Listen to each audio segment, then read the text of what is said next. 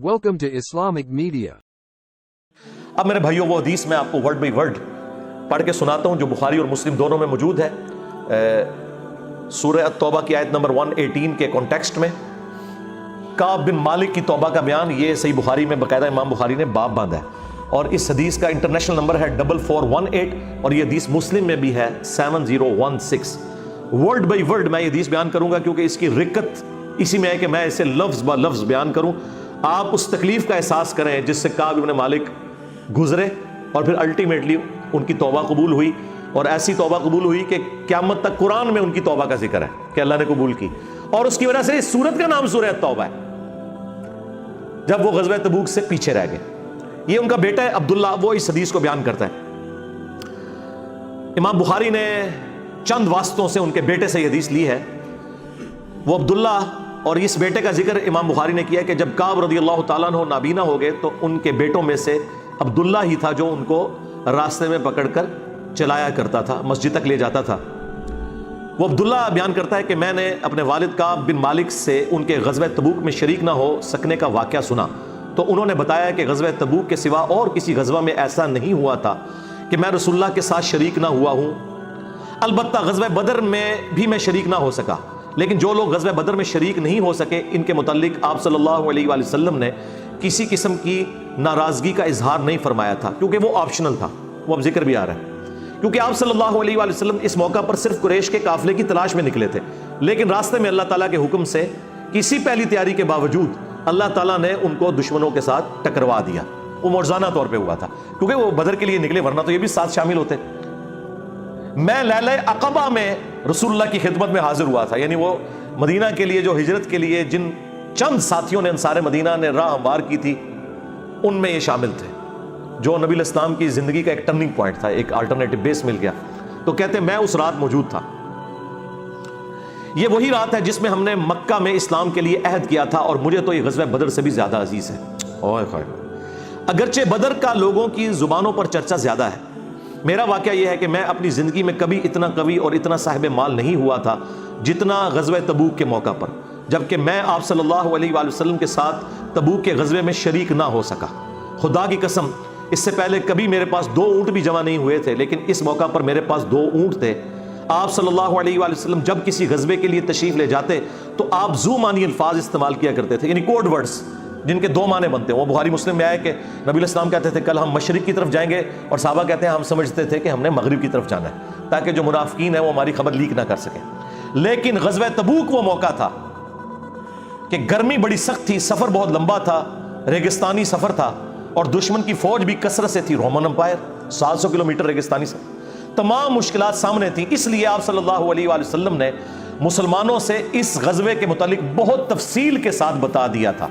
यानी ये ज़ाहिर एक मुश्किल वक्त था तो हुज़ूर ने खोल के बयान किया कि भाई उधर ही जा रहे हैं। यानी मतलब यह है कि जो जो ये नारे लगाता है ना कि गुलामी रसूल में मौत भी कबूल है और टिकट कटा ले अपना, ताकि इसके मुताबिक पूरी तरह तैयारी कर लें। चुनांचे आप सल्लल्लाहु अलैहि वसल्लम ने उसकी सिमत भी निशानदेही कर दी जिधर से आपका जाने का इरादा था। मुसलमान भी आप अलैहिस्सलाम के साथ बहुत ज्यादा थे, इतने कि किसी रजिस्टर में सबके नामों का लिखना बहुत मुश्किल था। काब कहते हैं कि कोई भी शख्स अगर इस ग़ज़वे में शरीक ना होना चाहता तो वह ख्याल कर सकता था कि इसकी गैर हाजिरी का किसी को पता नहीं चलेगा सवाए इसके कि इसके मुतालिक वही नाजिल हो। तो हज़रत काब का क्या अकीदा था कि नबी इस्लाम उनके सहाबा के पास इल्म गैब नहीं था जब तक कि अल्लाह ताला वही के जरिए ना बता दे। तो बाबेदशाही कोई नहीं, हाँ ऐसे में बोला कि ना बोला, मेरे नबी सा है ही कोई नहीं, तेरे बाबेदशाही कोई नहीं। और ये अकीदा सहाबा का इल्म गैब यह है कि अल्लाह बताए। आप सल्लल्लाहु अलैहि वसल्लम जब इस ग़ज़वे के लिए तशरीफ़ ले जा रहे थे तो फल पकने का ज़माना था और साया में बैठकर लोग आराम करते थे। अच्छा देखिए अल्लाह की आज़माइश कि फल पक के तैयार हो जाए तो आपने टाइमली उतारना है, अगर आपने नहीं उतारा तो वो तो आपकी पूरे साल की इकॉनमी उससे वाबस्ता है। अल्लाह ने ऐन उस टाइम पे आजमा लिया कि ठीक है अब तुम नबी के साथ जाओ। अब बाद में भी भूख नजर आ रही है, कहते हैं लोग बैठ के ना चौराहों पे यही बातें करते थे। आप सल्लल्लाहु अलैहि वसल्लम भी तैयारियों में मसरूफ थे और आपके साथ मुसलमान भी, लेकिन मैं रोजाना सोचा करता था कि कल से मैं भी तैयारी करूंगा। वही जो आज कहते हैं जी कल तो इंशाल्लाह दाढ़ी भी रख लेनी है, बस मेरे बच्चियों के हाथ पीले हो जाए तो मैं तो मस्जिद में बैठा रहूंगा। ये वही चीज है, ये हर इंसान पे ये इसे तूले अमल कहते हैं, लंबी उम्मीदें लगाना। मैं रोजाना उसे टालता रहा, मुझे इसका यकीन था कि मैं तैयारी कर लूंगा, मुझे आसानियां मुयस्सर थी, یوں ہی وقت گزرتا رہا اور آخر لوگوں نے اپنی تیاریاں بھی مکمل کر لی اور آپ صلی اللہ علیہ وآلہ وسلم مسلمانوں کو ساتھ لے کر روانہ بھی ہو گئے۔ اس وقت تک میں نے کوئی تیاری نہیں کی تھی۔ اس موقع پر میں نے اپنے دل کو یہی سمجھایا کل یا پرسوں تک تیاری کر لوں گا، پھر لشکر سے تیزی سے جا کر مل جاؤں گا۔ کوچ کے بعد دوسرے دن بھی میں نے تیاری کے لیے سوچا لیکن کچھ نہ ہو سکی، پھر تیسرے دن سوچا اور اس دن بھی کوئی تیاری نہ ہو سکی، اور یوں وقت گزرتا گیا اور اسلامی لشکر بہت آگے بڑھ گیا۔ غزوہ میں میرے شرکت کے لیے بات اب دور کی بات ہو گئی اور میں یہی ارادہ کرتا رہا کہ یہاں سے چل کر اب ان تک نہیں پہنچ سکوں گا۔ تھیندے تھی گیا، کاش میں نے ایسا کر لیا ہوتا، لیکن یہ میرے نصیب میں نہیں تھا۔ اچھا، جرم ہو جانے کے بعد آپ یہ کہہ سکتے ہیں میری تقدیر میں یہ لکھا تھا، پہلے نہیں۔ ہاں، وہ تو پھر اللہ پہ آپ بہتان مان دیں گے نا کہ میں نماز اس لیے نہیں پڑھ رہا کہ اللہ نے میرا مقدر کیا ہے کہ میں اگلی نماز نہ پڑھوں، نہ۔ ہاں، بعد میں آپ کہہ سکتے ہیں کہ میری تقدیر میں لکھا تھا کہ میں اتنا بدبخت ہوں کہ میں نماز چھوڑوں گا، اور وہ چھوڑوں گا اپنی مرضی سے، اللہ نے تو اپنے علم سے فورسی کیا ہے۔ آپ صلی اللہ علیہ وآلہ وسلم کے تشریف لے جانے کے بعد جب میں باہر نکلتا تو مجھے بڑا دکھ ہوتا، کیونکہ یا تو وہ لوگ نظر آتے تھے جن کے چہروں سے نفاق ٹپکتا تھا، ہاں، اب پیچھے رہنے والے تو وہ تھے جو ہے ہی منافقین تھے شکلوں سے، ٹھیک ہے، یا پھر وہ لوگ تھے جنہیں اللہ نے معذور اور ضعیف قرار دے کر معاف کر دیا تھا۔ وہ سورہ توبہ میں 92 نمبر آیت میں گزرا ہے نا کہ وہ لوگ پھر رسول اللہ سے اس حال میں واپس ہوتے ہیں کہ ان کی آنکھیں آنسوؤں سے تر ہوتی ہیں کہ نہ حضور انہیں کوئی سواری دے سکتے ہیں، غریب لوگ ہیں، اور وہ لوگ بھی جو مریض ہیں ان کو اللہ تعالیٰ نے اس حوالے سے چھٹکارا دے دیا۔ آپ صلی اللہ علیہ وآلہ وسلم نے میرے بارے میں کسی سے کچھ نہیں پوچھا، لیکن جب آپ تبوک پر پہنچے تو وہیں ایک مجلس میں آپ نے دریافت کیا کہ کعب نے کیا کیا۔ آپ نظروں میں تو تھا نا جی، خاص بندے جو ہوتے ہیں وہ نظروں میں تو ہوتے ہیں، یعنی یہ تو ایکسپیکٹ ہی نہیں نہ کیا جا سکتا کہ مین ٹیم ممبر پیچھے رہ جائے۔ تو اس سے اندازہ لگائے کہ حضرت کعب بن مالک کو چھوٹے بندے نہیں تھے۔ بنو سلمہ کے ایک صاحب نے کہا یا رسول اللہ اس کے غرور نے اسے آنے نہیں دیا۔ اس پر حضرت معاذ ابن جبل بولے تم نے بری بات کہی، یا رسول اللہ خدا کی قسم ہمیں ان کے متعلق خیر کے سوا اور کچھ معلوم نہیں۔ تو نبی علیہ السلام نے اس کے جواب میں کچھ نہیں فرمایا۔ دیکھیں انہوں نے پوری رپورٹ لی ہے پیچھے سے کہ کیا کچھ ہوتا رہا وہاں۔ اب حضور نے کوئی ورڈنگ دی، ظاہر ہے نبی علیہ السلام کو بھی غصہ تھا۔ کعب بن مالک رضی اللہ تعالیٰ نے بیان کیا کہ جب مجھے معلوم ہوا کہ نبی علیہ السلام واپس تشریف لا رہے ہیں تو اب مجھ پر فکر سوار ہونے لگی اور میرا ذہن کوئی ایسا جھوٹا بہانہ تلاش کرنے لگا جس سے میں کل حضرت کی ناراضگی سے بچ سکوں۔ دیکھیں وہ بھی عام انسان تھے، اتنے اولو العزم صحابہ، لیکن ظاہر نفس تو ہر بندے کے ساتھ لگا ہے، وہ بھی سوچ رہے ہیں کہ یار چلو میں بہانہ کر لوں گا، کوئی مجبوری تھی۔ ہوئے ہوئے ہوئے ہوئے اپنے گھر کے ہر عقل مند آدمی سے اس کے متعلق میں نے مشورہ بھی کی، لیکن جب مجھے معلوم ہوا کہ نبی علیہ السلام مدینے سے بالکل قریب آ چکے ہیں تو غلط خیالات میرے ذہن سے بالکل نکل گئے اور مجھے یقین ہو گیا کہ اس معاملے میں جھوٹ بول کر اپنے آپ کو کسی طرح محفوظ نہیں کر سکتا۔ چنانچہ میں نے سچی بات کہنے کا پختہ ارادہ کر لیا۔ صبح کے وقت حضرت جب تشریف لائے تو آپ صلی اللہ علیہ وآلہ وسلم جب کسی سفر سے واپس آتے تھے تو آپ کی یہ مبارک عادت تھی کہ پہلے مسجد میں تشریف لے جا کر 2 رکعت نوافل پڑھتے، پھر لوگوں کے ساتھ مجلس میں بیٹھتے۔ جب آپ اس عمل سے فارغ ہو چکے تو آپ کی خدمت میں لوگ آنے لگے جو غزوہ میں شریک نہیں ہوئے تھے اور قسم کھا کھا کر اپنے عذر بیان کرنے لگے، اور ایسے لوگوں کی تعداد 80 کے قریب تھی، یعنی 80 لوگ ایسے تھے جو جھوٹے بہانے لگا رہے تھے۔ آپ صلی اللہ علیہ وآلہ وسلم نے ان کے ظاہر کو قبول فرما لیا اور ان سے دوبارہ سے عہد بھی لے لیا، ان کے لیے دعائیں مغفرت بھی کی۔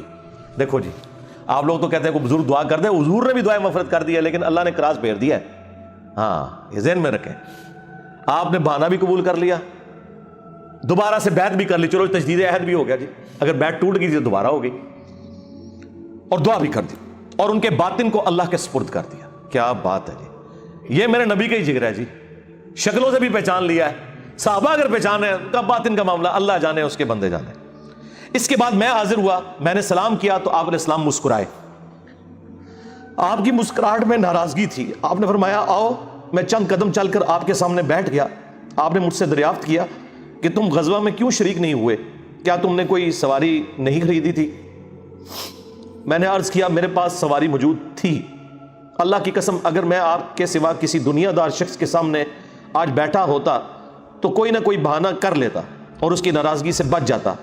مجھے خوبصورتی کے ساتھ گفتگو کا سلیقہ بھی معلوم ہے، لیکن اللہ کی قسم مجھے یقین ہے کہ اگر آج میں آپ کے سامنے کوئی جھوٹا بہانہ کر بھی دوں اور آپ راضی بھی ہو جائیں تو بہت جلد اللہ تعالیٰ آپ کو مجھ سے ناراض کر دے گا، کیونکہ میں بظاہر تو بہانہ کروں گا لیکن اللہ تو وحی کے ذریعے آپ کو بتا دے گا یہ جھوٹ بول رہا ہے۔ اس کی بجائے اگر میں آپ سے سچی بات کروں تو یقیناً آپ کو میری طرف سے ناراضگی تو ہوگی، لیکن اللہ سے مجھے امید ہے کہ وہ مجھے معاف کر دے گا۔ خدا کی قسم مجھے کوئی عذر نہیں تھا، اللہ کی قسم اس وقت سے پہلے میں کبھی اتنا آسودہ حال نہیں تھا، اور پھر بھی میں آپ کے ساتھ شریک نہ ہو سکا۔ نبی علیہ السلام نے فرمایا کہ اس نے سچی بات بتا دی، اچھا اب جاؤ یہاں تک کہ اللہ تمہارے بارے میں خود ہی کوئی فیصلہ کرے۔ میں اٹھ گیا اور میرے پیچھے بنو سلمہ کے کچھ لوگ بھی دوڑے آئے اور مجھ سے کہنے لگے اللہ کی قسم ہمیں تمہارے متعلق یہ معلوم نہیں تھا کہ اس سے پہلے تم نے کوئی گناہ کیا ہو، تم نے تو بڑی غلطی کی۔ آپ علیہ السلام کے سامنے ویسے ہی کوئی بہانہ کر دیتے جیسا کہ دوسرے لوگوں نے کیا، تمہارے گناہ کے لیے نبی علیہ السلام کا استغفار ہی کافی ہو جاتا، وہی جو کچھ بھی ہیں تیرے محبوب کی امت سے ہیں۔ لیکن سرکار یہ کعب بن مالک تھے، ان کو پتا تھا، اور مشورہ دینے والے بھی صاحب ہیں، دیکھو کیا مشورہ دے رہے ہیں کہ کو بہانہ کر لینا سی، حضور نے دعا کرنی سی۔ مینٹیلٹی اس زمانے میں بھی اس طرح ہی تھی، یہ نہ سمجھیں آج کے لوگ ہی کہتے ہیں، اس زمانے میں بھی ڈھیلے مسلمان تو تھے، تو حضور نے تو لیے دعا کر دینی تھی، تو نے تو یہ کام۔ اللہ کی قسم ان لوگوں نے مجھے اتنی ملامت کی کہ مجھے خیال آیا کہ واپس جا کر کوئی جھوٹا بہانہ کر ہی آؤں۔ اندازہ کرو ایڈا انہوں نے جناب انہوں نے کیتا کہ چلو ٹھیک ہے میں ان جا کے بہانہ کر لوں۔ پھر میں نے ان سے پوچھا کیا میرے علاوہ کسی اور نے بھی کوئی ایسا عذر بیان کیا ہے؟ تو انہوں نے بتایا کہ ہاں 2 حضرات اور ہیں جنہوں نے معذرت کی جس طرح تم نے کی، اور انہیں بھی وہی جواب ملا جو تمہیں ملا۔ میں نے پوچھا وہ کون ہے؟ تو انہوں نے بتایا کہ مرارہ بن ربیع اور ہلال بن امیہ رضی اللہ عنہما، ان 2 ایسے صحابہ کا نام انہوں نے لے دیا جو صالح تھے اور اصحاب بدر بھی تھے، ان کا طرز عمل میرے لیے نمونہ بن گیا۔ انہوں نے کہا اگر یہ 2 بدری صحابی بھی ان کے ساتھ بھی یہی کچھ ہوا ہے نا تو میں اچھے لوگوں کی فہرست میں اب شامل ہو جاؤں، میں اب پکا رہوں۔ ان کا طرز عمل میرے لیے نمونہ بن گیا۔ چنانچہ انہوں نے جب ان بزرگوں کا نام لیا تو میں اپنے گھر چلا آیا۔ آپ علیہ السلام نے لوگوں کو ہم سے بات چیت کرنے سے ممانعت کر دی۔ لو جی سوشل بائیکاٹ ہو گیا۔ اللہ اکبر۔ بہت سے لوگ جو غزوے میں شریک نہیں ہوئے تھے ان میں سے صرف ہم 3 تھے، لوگ ہم سے الگ رہنے لگے اور سب لوگ بدل گئے۔ ایسا نظر آتا تھا کہ ہم سے ساری دنیا بدل گئی ہے، ہمارا اس سے کوئی واسطہ ہی نہیں۔ 50 دن تک ہم اسی حال میں رہے۔ میرے 2 ساتھیوں نے تو اپنے گھروں سے نکلنا ہی چھوڑ دیا، ہر وقت روتے رہتے تھے، لیکن میرے اندر ہمت تھی، میں باہر نکلتا تھا، مسلمانوں کے ساتھ نماز میں بھی شریک ہوتا تھا اور بازاروں میں بھی گھومتا تھا، لیکن کوئی شخص مجھ سے بولتا نہیں تھا۔ میں نبی علیہ السلام کی خدمت میں بھی حاضر ہوتا، آپ کو سلام بھی کرتا۔ جب آپ نماز کے بعد مجلس میں بیٹھتے تو میں اس کی جستجو میں لگا رہتا کہ دیکھوں سلام کا جواب دیتے ہیں یا نہیں، اور میری نظر حضور کے ہونٹوں کی طرف ہوتی کہ جواب میں ہلے یا نہیں۔ کنکھیوں سے دیکھتے رہتے آپ حضور جواب بھی نہیں دے رہے۔ پھر میں کوشش کرتا کہ آپ کے قریب ہی نماز پڑھوں، اور میں آپ کو کنکھیوں سے دیکھتا رہتا ایسے کر کے۔ جب میں اپنی نماز میں مشغول ہو جاتا تو رسول اللہ میری طرف دیکھتے، لیکن جو ہی میں آپ کی طرف دیکھتا تو آپ رخ انور پھیر لیتے۔ ظاہر ہے حضور کو بھی تو محبت تھی اپنے صحابہ کے ساتھ، حضور دیکھتے تھے، وہ جب یعنی اپنی ناراضگی کا اظہار وہ اگر نماز میں بھی حضور کی طرف دیکھ رہے تو حضور چہرہ انور پھیر لیتے۔ تو میں ایک دن ابو قتادہ کے باغ کی دیوار پر چڑھ گیا، وہ میرے چچا زاد بھائی تھے اور مجھے ان سے بہت گہرا تعلق تھا۔ میں نے انہیں سلام کیا، لیکن اللہ کی قسم انہوں نے بھی میرے سلام کا جواب نہیں دیا۔ میں نے کہا ابو قتادہ تمہیں اللہ کی قسم کیا تم نہیں جانتے کہ اللہ اور اس کا رسول سے مجھے کتنی محبت ہے؟ انہوں نے کوئی جواب نہیں دیا۔ میں نے دوبارہ ان سے یہی سوال کیا، اللہ کی قسم دے کر پوچھا، لیکن وہ پھر بھی خاموش رہے۔ میں نے پھر اللہ کا واسطہ دے کر ان سے سوال کیا، اس مرتبہ انہوں نے صرف اتنا کہا اللہ اور اس کا رسول زیادہ بہتر جانتے ہیں۔ دیکھیں جی اس بات کا جواب انہوں نے کہا بھائی اللہ کے نبی نے منع کیا ہے، اب بائیکاٹ ہے تیرا۔ اللہ اکبر۔ اس پر میرے آنسو پھوٹ پڑے۔ میں واپس چلا آیا اور دیوار پر چڑھ کر نیچے باہر اترا۔ پھر وہ بیان کرتے ہیں کہ ایک دن مدینہ کے بازار میں جا رہا تھا کہ شام کا ایک کاشتکار جو کہ غلہ بیچنے مدینہ آیا تھا پوچھ رہا تھا کعب بن مالک کہاں رہتے ہیں؟ لوگوں نے میری طرف اشارہ کیا، وہ میرے پاس آیا اور غسان جو بادشاہ تھا رومن امپائر کا، اس کا ایک خط مجھے دیا۔ وہ جو اس کا ایک سمجھ لے چھوٹی چھوٹی جو امپائر کے اندر بنی ہوئی تھی ان میں سے ایک کا وہ گورنر تھا۔ اس خط میں لکھا تھا کہ مجھے معلوم ہوا ہے کہ تمہارے صاحب یعنی رسول اللہ صلی اللہ علیہ وآلہ وسلم نے تمہارے ساتھ زیادتی کی ہے، نعوذ باللہ۔ اللہ نے تمہیں کوئی ذلیل ہونے کے لیے پیدا تو نہیں کیا کہ تمہارا حق ضائع کیا جائے، تم ہمارے پاس آ جاؤ، ہم تمہارے ساتھ بہتر سلوک کریں گے۔ یعنی دشمن کی فوج کے ہیڈ کی طرف سے خط آیا۔ جب میں نے یہ خط پڑھا تو میں نے کہا کہ ایک اور امتحان آ گیا. اچھا جی سرکار ایک خط کسی اور کو لایا ہو کہ جی اے دیکھ لو یا رسول اللہ منو تے بڑی آفر جے. یہاں لوگ دنیا دار لوگ ہی کرتے ہیں نا جی مجھے فلاں جگہ سے آفر ہو رہی ہے, لیکن جو اہل ایمان ہے وہ تو کہتے ہیں کہ یار میں اس لیول پہ گر گیا ہوں کہ اب کافر بھی مجھے بلا رہے ہیں. انہوں نے یہ رزلٹ نکالا, چونکہ مومن تھے نا. میں نے اس خط کو تندور میں جلا دیا. ان 50 دنوں میں سے جب 40 دن گزر گئے تو نبی علیہ السلام کا ایلچی میرے پاس آیا اور اس نے کہا کہ رسول اللہ نے حکم دیا ہے کہ اپنی بیوی کے قریب نہ جاؤ. میں نے پوچھا میں اسے طلاق دے دوں یا پھر مجھے کیا کرنا ہے؟ تو انہوں نے کہا نہیں طلاق نہیں دینی, صرف جدا ہو جاؤ. میرے دونوں ساتھیوں کو جنہوں نے میری طرح معذرت کی تھی یہی حکم ملا. میں نے اپنی بیوی سے کہا کہ اپنے میکے چلی جاؤ, اس وقت تک وہیں رہو جب تک کہ اللہ تعالیٰ اس معاملے کا کوئی فیصلہ نہ کر دے.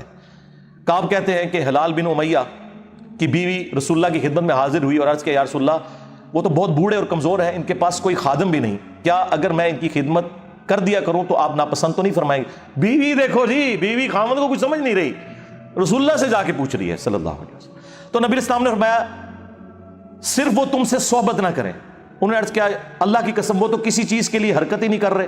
جب سے آپ ان سے ناراض ہوئے ہیں وہ دن اور آج کا دن ان کے آنسو تھمنے میں نہیں آتے. میرے گھر کے بعض لوگوں نے کہا کہ جس طرح ہلال بن امیہ کی بیوی نے ان کے لیے اجازت لے لی تو آپ بھی جا کے اجازت لے لیں. اب دیکھیں لوگ مشورے دے رہے ہیں. میں نے کہا خدا کی قسم میں اس کے لیے رسول اللہ سے اجازت نہیں لوں گا. میں جوان ہوں, معلوم نہیں جب اجازت لینے جاؤں تو حضور کیا فرما دیں. ان کو یہ بھی خطرہ تھا کہ میں یہ جاؤں تو یہ نہ ہو کہ حضور اور ناراض ہو جائے, اگر کوئی چانس بھی ہے نا بچنے کے تو وہ بھی ختم ہو جائے. دیکھیں نہیں کتنا گاڈ اورینٹڈ بندہ ہے جی, اللہ اکبر. اس طرح 10 دن اور گزر گئے. جب رسول اللہ صلی اللہ علیہ وآلہ وسلم نے ہمیں بات چیت کرنے کی ممانعت فرمائی تھی, اس کو 50 دن پورے ہو گئے. 50ویں رات کی صبح کو جب میں فجر کی نماز پڑھ چکا اور اپنے گھر کی چھت پر بیٹھا ہوا تھا, اس طرح جیسا کہ اللہ تعالیٰ نے ذکر کیا وہ ہم آیت پڑھ چکے ہیں, سورہ توبہ کی آیت نمبر 118, جس میں تھا نا کہ زمین وسعت کے باوجود تنگ ہو گئی اور ان کا دم گھٹنے والا تھا. میرا دم گھٹ رہا تھا, زمین اپنی تمام وسعتوں کے باوجود میرے لیے تنگ ہوتی جا رہی تھی. میں نے ایک پکارنے والے کی پکار سنی جو سلع کی پہاڑی پر چڑھ کر بلند آواز سے کہہ رہا تھا اے کعب بن مالک تمہیں بشارت ہو, اے کعب بن مالک تمہیں بشارت ہو. انہوں نے بیان کیا کہ یہ سنتے ہی میں سجدے میں گر پڑا اور مجھے یقین ہو گیا کہ اب اللہ کی طرف سے فراخی ہو جائے گی. فجر کی نماز کے بعد رسول اللہ صلی اللہ علیہ وآلہ وسلم نے اللہ کی بارگاہ میں ہماری توبہ کی قبولیت کا اعلان کر دیا. لوگ میرے پاس بشارت دینے کے لیے آنے لگے اور میرے 2 ساتھیوں کو بھی جا کر بشارت دی. ایک صاحب زبیر بن عوام اپنا گھوڑا دوڑاتے ہوئے آئے. ادھر قبیلہ اسلم کے ایک صحابی نے پہاڑی پر چڑھ کر آواز دی اور وہ آواز گھوڑے سے زیادہ تیز تھی. جن صحابی نے پہاڑی سے آواز دی تھی جب وہ میرے پاس بشارت دینے آئے تو میں نے اپنے دونوں کپڑے اتار کر بشارت کی خوشی میں انہیں دے دیے. اللہ کی قسم اس وقت ان 2 کپڑوں کے سوا دینے کے لیے میرے پاس اور کچھ نہ تھا. پھر میں نے ابو قتادہ سے 2 کپڑے ادھارے مانگے اور رسول اللہ کی خدمت میں حاضر ہوا.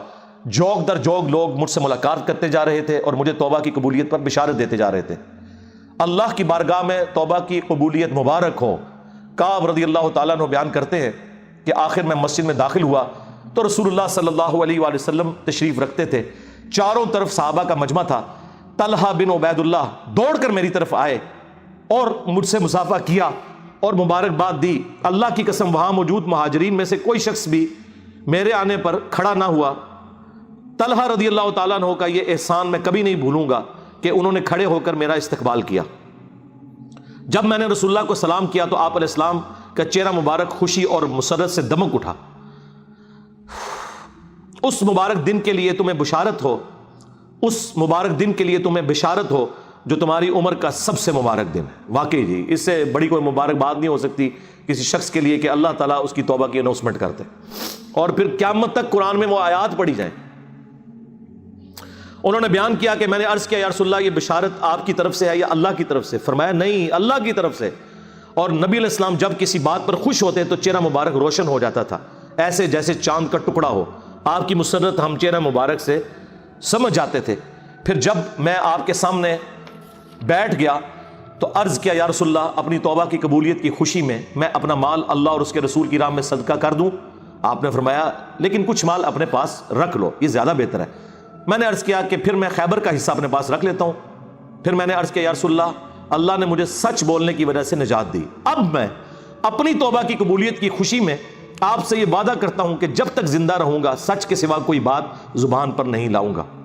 بس اللہ کی قسم جب سے میں نے رسول اللہ کے سامنے یہ عہد کیا صلی اللہ علیہ وآلہ وسلم، میں کسی ایسے مسلمان کو نہیں جانتا کہ جسے اللہ نے سچ بولنے کی وجہ سے اتنا نوازا ہو جتنی نوازشات مجھ پر کی سچ بولنے کی وجہ سے. جب سے میں نے نبی علیہ السلام کے سامنے یہ عہد کیا پھر آج تک میں نے کبھی جھوٹ بولنے کا ارادہ بھی نہیں کیا، اور مجھے امید ہے کہ اللہ تعالیٰ باقی زندگی بھی مجھے اس سے محفوظ رکھے گا. اور اللہ نے اپنے رسول پر آیت نازل کی، اور وہی آیت نمبر 118 اور 119 نمبر. یقیناً اللہ تعالیٰ نے نبی، مہاجرین اور انصار کی توبہ قبول کی، اور پھر وَكُونُوا مَعَ الصَّادِقِينَ تک. خدا کی قسم اللہ تعالیٰ کی طرف سے اسلام کے لیے ہدایت کے بعد میری نظر میں رسول اللہ کے سامنے سچ بولنے سے بڑھ کر اللہ کا مجھ پر کوئی اور انعام نہیں ہوا کہ میں نے جھوٹ نہیں بولا اور اس طرح اپنے آپ کو ہلاکت سے بچا لیا. جیسا کہ جھوٹ بولنے والے ہلاک ہوئے، نزول وحی کے زمانے میں جھوٹ بولنے والوں پر اللہ تعالیٰ نے اتنی شدید وعید فرمائی جتنی شدید وعید کسی اور کے لیے نہیں تھی. اور وہ سورہ التوبہ کی آیت نمبر 96 کا انہوں نے پھر یہاں پہ حوالہ دیا کہ ان قریب جب تم اے نبی واپس جاؤ گے تو یہ جھوٹے بہانے کریں گے، اور اگر تم ان سے راضی بھی ہو جاؤ اللہ تعالیٰ ان سے راضی نہیں ہوگا. کعب کہتے ہیں کہ چنانچہ ہم 3 ان لوگوں کے معاملے سے جدا رہے جنہوں نے رسول اللہ کے سامنے جھوٹی قسمیں کھائی تھیں، اور آپ نے ان کی بات مان بھی لی تھی اور ان سے بیعت بھی لے لی اور ان کے لیے دعائے مغفرت بھی کی. ہمارا معاملہ رسول اللہ نے چھوڑ دیا اور اللہ نے خود اس کا فیصلہ کیا، اور پھر اللہ تعالیٰ نے یہ آیت نازل کی جو ہم نے یہ پڑھی سورہ التوبہ کی آیت نمبر 118. وَعَلَى الثَّلَاثَةِ الَّذِينَ خُلِّفُوا حَتَّى إِذَا ضَاقَتْ عَلَيْهِمُ الْأَرْضُ بِمَا رَحُبَتْ وَضَاقَتْ عَلَيْهِمْ أَنفُسُهُمْ وَظَنُّوا أَن لَّا مَلْجَأَ مِنَ اللَّهِ إِلَّا إِلَيْهِ ثُمَّ تَابَ عَلَيْهِمْ لِيَتُوبُوا إِنَّ اللَّهَ هُوَ التَّوَّابُ الرَّحِيمُ. Thanks for watching.